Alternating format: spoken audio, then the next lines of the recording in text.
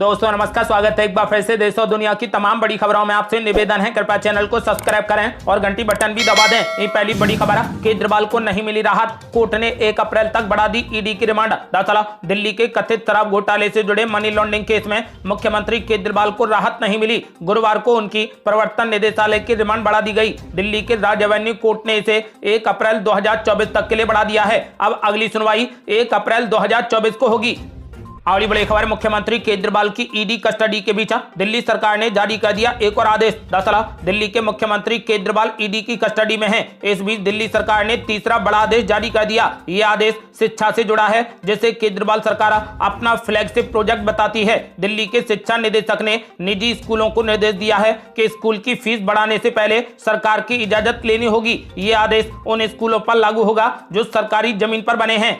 अगली बड़ी खबर, मध्य प्रदेश में ईवीएम मशीन से 15 सीटें और बैलेट पेपर से सभी 29 सीटें जीतने का दावा कर रही कांग्रेस पार्टी। दरअसल लोकसभा चुनाव के पहले एक बार फिर कांग्रेस पार्टी ने बड़ा दावा कर दिया है कि इलेक्ट्रॉनिक वोटिंग मशीन यानी ईवीएम मशीन से वोटिंग होने पर मध्य प्रदेश में कांग्रेस केवल 15 सीटें ही जीत पाएगी, जबकि बैलेट पेपर से यदि चुनाव कराए जाए तो मध्य प्रदेश में कांग्रेस सभी 29 सीटों पर कब्जा कर लेगी। तो दूसरी तरफ भाजपा ने इस दावे पर चुनाव लड़ने से पहले ही कांग्रेस की करारी हार करार देते हुए सभी 29 सीटों पर जीतने का दावा कर दिया है। मध्य प्रदेश कांग्रेस कमेटी के प्रवक्ता के मिश्रा ने कहा कि यदि बैलेट पेपर से चुनाव कराए जाएं तो सभी सीटों पर कांग्रेस पार्टी का परचम लहराएगा। अगली बड़ी खबर, एलवीस यादव की बड़ी मुश्किलें, कोर्ट ने दिया एफआईआर दर्ज करने का आदेश। दरअसल यूट्यूबर एलवीस यादव की मुश्किलें बढ़ गई हैं। गुरुग्राम की एक अदालत ने एलवीस यादव के खिलाफ एफआईआर दर्ज करने का आदेश दे दिया है। इसके साथ ही हरियाणवी सिंगर राहुल यादव फाजिलपुरिया पर भी एफआईआर के आदेश दिए गए हैं। ये मामला 32 बोर गाने की शूटिंग के दौरान सांप गले में डालने का है। कोर्ट ने बादशाहपुर थाना पुलिस को एफआईआर दर्ज करने के आदेश दिए हैं। अगली बड़ी खबर, सीमा सचिन की बढ़ने वाली हैं मुश्किलें, जल्द दर्ज होगी एफआईआर, पुलिस ने भेजा नोटिस। दरअसल सीमा हैदर के पाकिस्तानी पति गुलाम हैदर ने सीमा की मुश्किलें बढ़ा रखी हैं। गुरुवार को गुलाम हैदर के वकील सूरजपुर जिला न्यायालय पहुंचे और उन्होंने कोर्ट में सीमा सचिन और उनके पिता नेत्रपाल के खिलाफ एफआईआर दर्ज करने को लेकर 156(3) दायर की है, जिसको लेकर कोर्ट ने जेवर पुलिस को नोटिस जारी किया है। जेवर पुलिस 18 अप्रैल तक अपना जवाब दाखिल करेगी। अगली बड़ी खबर, क्या आजम खान जेल से ही करेंगे चुनाव प्रचार, समाजवादी पार्टी की स्टार प्रचारक लिस्ट में नाम शामिल। दरअसल लोकसभा चुनाव 2024 का बिगुल बज चुका है और उत्तर प्रदेश की 80 सीटों पर 7 चरणों में चुनाव होने हैं। वहीं यूपी में पहले चरण में 8 सीटों पर चुनाव होगा और इसके लिए 19 अप्रैल को वोटिंग है। वहीं पहले चरण के चुनाव के लिए समाजवादी पार्टी की स्टार प्रचारक लिस्ट जारी हो गई है। सपा की स्टार प्रचारकों की लिस्ट में जेल में बंद आजम खान सहित कई नेताओं के नाम हैं। अब देखना यह है कि आजम खान चुनावी प्रचार में नजर आएंगे अथवा नहीं।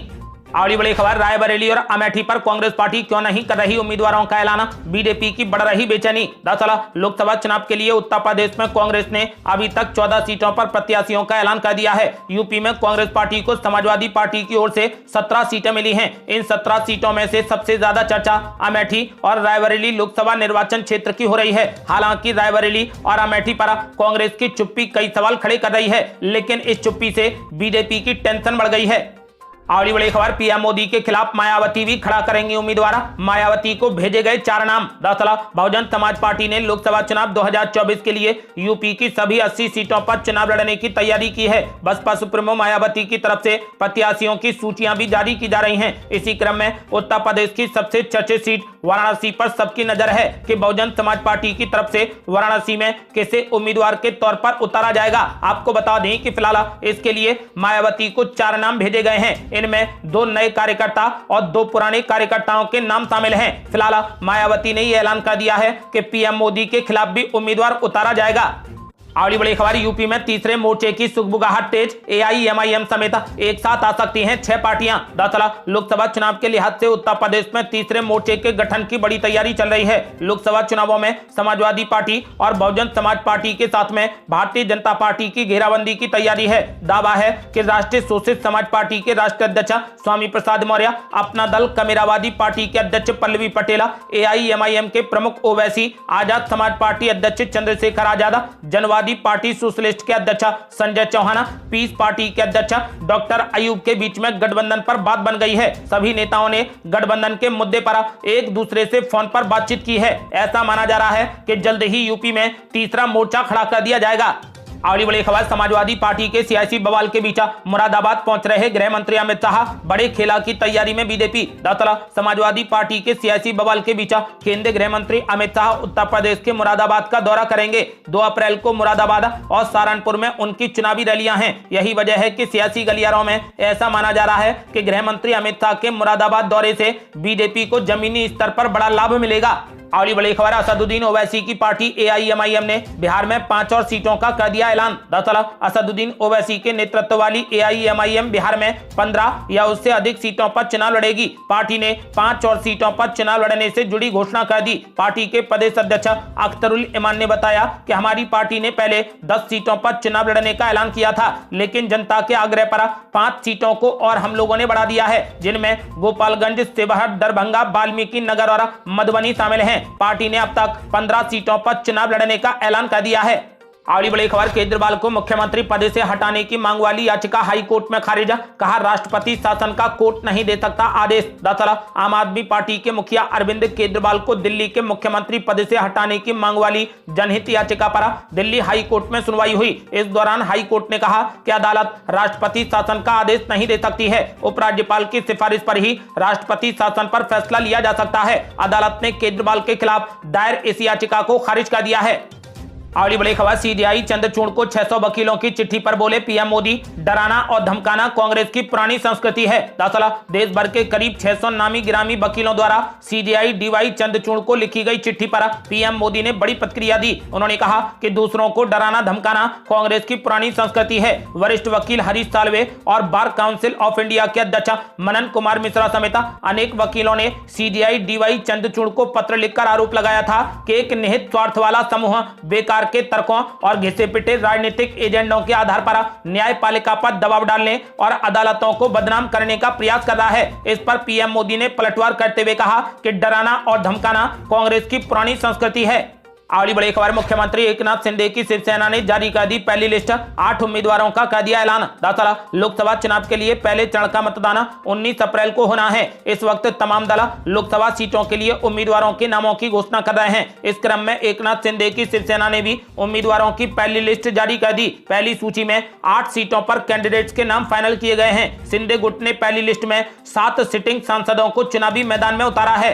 अगली बड़ी खबर, झारखंड में बीजेपी को लगा बड़ा झटका। 5 बार के सांसद रह चुके सीनियर नेता कांग्रेस पार्टी में हो गए शामिल। दरअसल लोकसभा चुनाव 2024 से पहले झारखंड में भाजपा को तगड़ा झटका लगा है। 5 बार के सांसद रह चुके पार्टी के एक सीनियर नेता कांग्रेस पार्टी में शामिल हो गए। राम टहल चौधरी ने कांग्रेस का दामन थाम लिया। भाजपा के टिकट से राम टहल चौधरी रांची लोकसभा सीट से 5 बार चुनाव जीत चुके हैं। साल 2019 के चुनाव में बीजेपी ने उनका टिकट काटकर संजय सेठ को उम्मीदवार बना दिया था। इसके बाद वो भाजपा से अलग हो गए। अब गुरुवार को उन्होंने कांग्रेस पार्टी का दामन थाम लिया।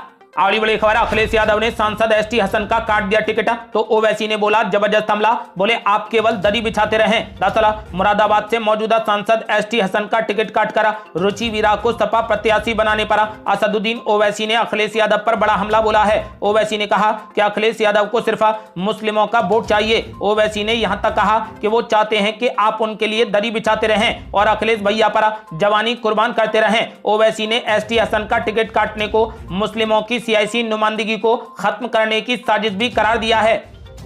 अगली बड़ी खबर, महबूबा मुफ्ती ने अपनी नई किताब में लिखा कि केवल कांग्रेस पार्टी और खासकर राहुल गांधी ही जम्मू कश्मीर की पीड़ा को समझ सकते हैं। दरअसल पीडीपी अध्यक्ष महबूबा मुफ्ती ने अपनी एक नई किताब में लिखा कि जम्मू कश्मीर को किस पीड़ा और दुविधा में धकेला गया है उसे केवल कांग्रेस और खास तौर पर राहुल गांधी ही समझ सकते हैं। महबूबा मुफ्ती ने अपनी किताब में लिखा है कि भारत के विचार को बचाने का रास्ता जम्मू कश्मीर से होकर जाता है, जो अपने आप में लघु भारत है और जहां पर विभिन्न धर्मों के लोग सदियों से शांतिपूर्ण तरीके से साथ साथ रह रहे हैं। उन्होंने अपनी किताब में साफ कहा है कि जम्मू कश्मीर को किस पीड़ा और दुविधा में धकेला गया है उसे केवल कांग्रेस और खास तौर पर राहुल गांधी ही समझ सकते हैं।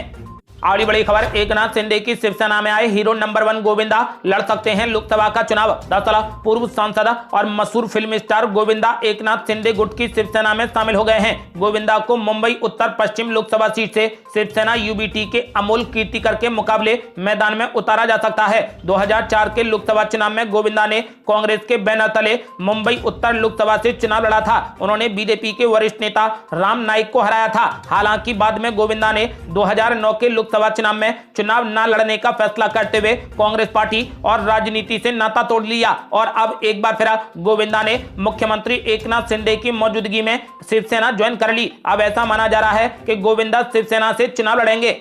अगली बड़ी खबर, केजरीवाल की गिरफ्तारी के बाद अब आम आदमी पार्टी के गोवा चीफ पर कसा शिकंजा, ईडी ने शुरू कर दी पूछताछ। दरअसल दिल्ली के मुख्यमंत्री अरविंद केजरीवाल की गिरफ्तारी के बाद अब आम आदमी पार्टी के गोवा के चीफ और अन्य नेताओं पर शिकंजा कसना शुरू हो गया है। प्रवर्तन निदेशालय ने ईडी ने गुरुवार को आम आदमी पार्टी के गोवा यूनिट के प्रमुख अमित पालेकर और अन्य 3 नेताओं से मनी लॉन्ड्रिंग मामले में पूछताछ शुरू कर दी है। सूत्रों का दावा है कि आम आदमी पार्टी गोवा प्रमुख और अन्य से हो रही पूछताछ का मामला दिल्ली शराब घोटाले में हुई मनी लॉन्ड्रिंग मामले से ही जुड़ा हुआ है।